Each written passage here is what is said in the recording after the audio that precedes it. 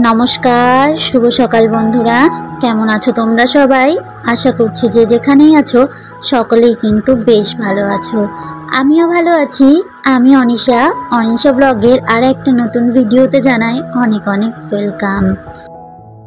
आज किन्तु शनिवार और एखन किन्तु घड़िर काटाते समय होयेछे ओई सकाल 7:30 और आमी एखाने एखोनो किन्तु बापेर बाड़ी रयेछि। ओई जे मायेर शरीर खाराप देखते एसेछिलाम ताई किन्तु एखोनो आछि।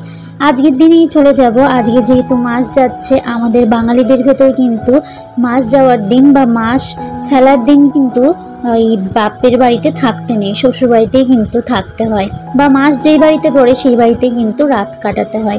सेई कारणे किन्तु এই যে বাপের বাড়ি থেকে শ্বশুর বাড়ি চলে যাব। আর সকালবেলা উঠে এই যে রান্নার কাজে একটু হাত লাগিয়েছি। আগের দিন বলেছিলাম যে দিদা এসে রয়েছে মায়ের শরীর খারাপ বলে। আমার দিদার কিন্তু অনেক বয়স, তোমাদের দেখানো হয়নি, সেটাই ভাবছি দিদার একটা ভিডিও করে রাখলে বোধহয় বেশ ভালো হতো, কারণ দিদার কিন্তু অনেক বয়স হয়ে গেছে। তবুও দিদা যতটা করছে না অনেক করছে, তাই আমি কিন্তু রান্নাটা বসাচ্ছি। দিদার শরীর খারাপ, মানে সকালবেলা যতই শরীর খারাপ থাকুক তবুও কিন্তু আমাকে গুছিয়ে দিয়েছে। তাই ওখানে একটু বটবটি আলু কেটে নিলাম, ভাজা করব আর একটু ডাল করব। আর এখানে দেখো ডালে না হলুদ বেশি হয়ে গেছে, তাই এই ট্রিকটা কিন্তু আমার দিদা দিল যে কয়েকটা পাটখাটি ভেঙে ধুয়ে দিয়ে দে ডালের ভেতরে, দেখ হলুদগুলো টেনে নেবে। তাই কিন্তু করলাম। আগুনটা কি সুন্দর ধরছে দেখো উনানে, মানে জ্বলেছে, এত সুন্দর সুন্দর কাঠ, আগুন আর না ধরে যায় কই। আর এই যে ডাল পোড়ন দেওয়ার আগে কিন্তু পাটখাটিগুলোকে নামিয়ে নিচ্ছি। আর ওই পাশে কিন্তু ভাতও বসিয়ে দিয়েছি।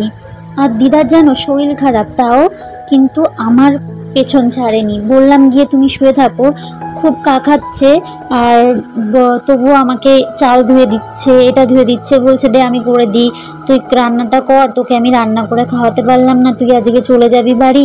আমি বললাম তাই কি হয়েছে দিদা, এসে তো তোমার রান্নাই খাচ্ছি। যাই হোক, এখানে এসে দেখো আমি এটাকে ভুল করে শসা ভেবে না তুলে নিয়েছি।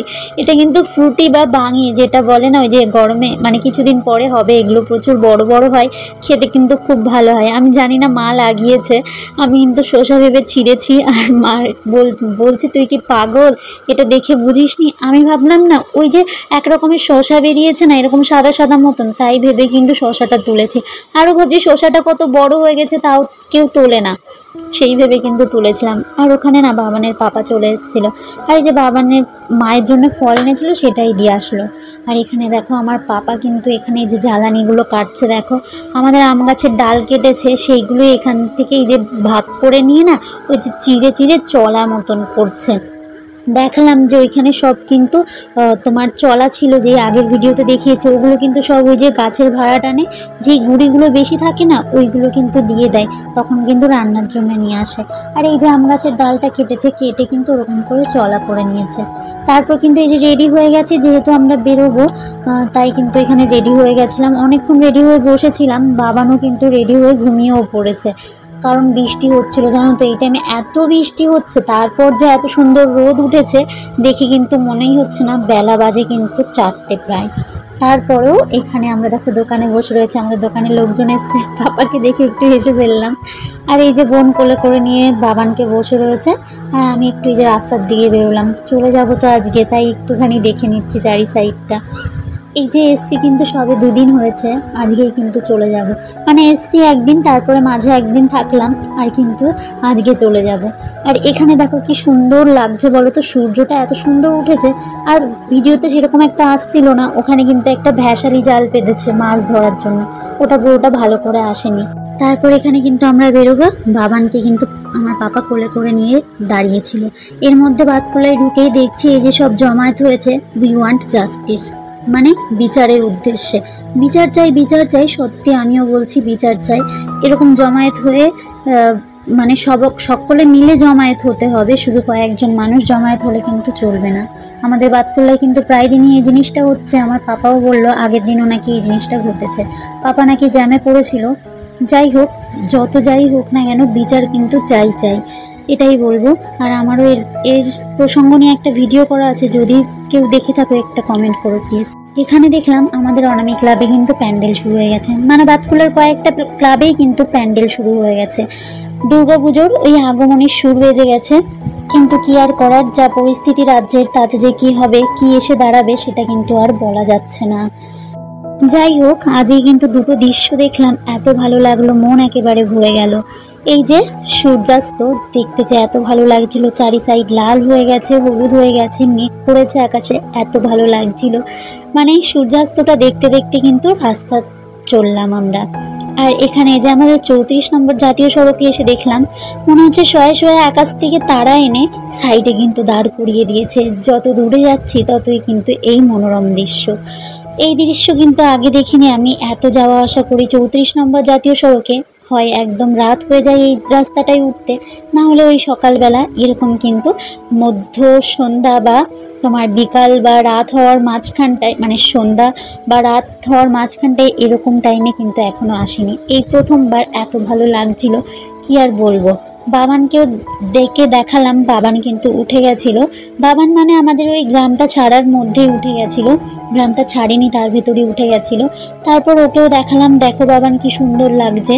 আর এই সাইডে মেঘও করেছিল, তার ভিতর যেন মেঘটা একটু মাঝে মাঝে চমকাচ্ছিল, মেঘের ভেতরে বোঝা যাচ্ছিল যে এরকম চমকাচ্ছে, বেশ ভালো লাগছিল কিন্তু।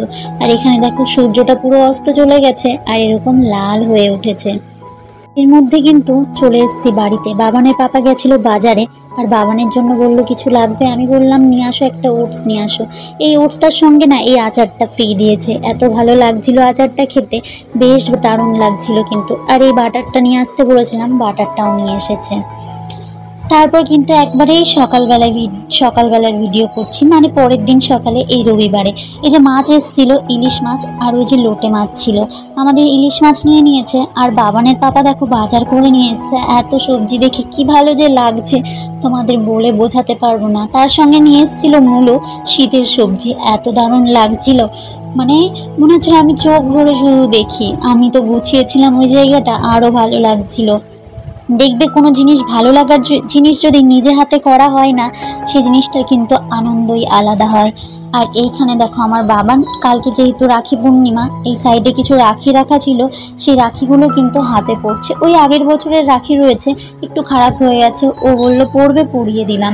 ও কিন্তু রাখির বিষয়ে কিছুই বোঝে না, ওকে কিন্তু এখনও কেউ পড়ায়নি, বা ওর তো এখনও বোন বা দিদি নেই, তাই কিন্তু এখনও কেউ পড়ায়নি। আর এখানে দেখো কয়েকটা বাসন ছিল, এই যে বাসন বলতে এই যে বাবানকে সকালবেলায় খাইয়েছিলাম, সেই বাসনগুলোই কিন্তু ধুয়ে নিচ্ছি। আর এতক্ষণ কিন্তু দোকানেই ছিলাম, ওকে খাইয়ে নিয়ে বাবানের পাপা ফোন করলো যে দোকানে আসো, দোকানে এসে বসো, তাই কিন্তু দোকানে গিয়ে বসেছিলাম। তাই আর ধোয়া হয়ে ওঠেনি, আমি তার জন্য এখনই এসে এটা ধুয়ে নিচ্ছি। আর কি বলতো, বাড়িতে যদি একদিন বা দুদিন না থাকো, নিজের গোছানো জিনিসগুলো কেমন যেন এলোমেলো হয়ে যায়। ওই যে কয়েক হাতে কাজ করলে যা হয়, একা হাতে কাজ করলে একরকম, মানে তোমার মতন তুমি যেটা যেখানে রাখবে সেরকমই থাকবে, কিন্তু কয়েকজন মিলে কাজ করলে সে জিনিসটা কিন্তু সেরকমভাবে কখনোই থাকে না। তারপর এখানে দেখো এই যে পাশের বাড়িতে ঢালাই হবে কালকে, মানে ছাদ ঢালাই হবে, সেই কারণে কিন্তু এখানে খোয়া এসছে। তো আমি দেখলাম, মানে আওয়াজ হচ্ছিল যে খোয়াটা যখন ঢালে না, খোয়া বা বালি যখন ঢালে বেশ ভালো লাগে। তারপর কিন্তু আবারও দোকানে এসেছি। এই যে বাবানের পাপা আমাকে ফোন করে বললো দোকানে এসে বসো, আমি জল দিতে যাব। আর জানো তো, এই যে বাবানের পাপা জল দিতে যায়, এই যে 20 লিটারের জারগুলো যখন নিয়ে যায় না বারবার করে, এই একটা বাইকে করে, মানে ও দুই সাইডে দুটো ব্যাগ নেয়, পেছনে একটা জার নেয় আর এই যে সামনে একটা জার। তো ভাবো, এইভাবে কিন্তু ওর বেশ কষ্টই হয়ে যায়। আজকের ভিডিওটা এখানেই শেষ করছি, আবারও দেখা হবে নতুন কোনো ভিডিওর সঙ্গে। ততক্ষণ তোমরা সকলে ভালো থেকো, সুস্থ থেকো।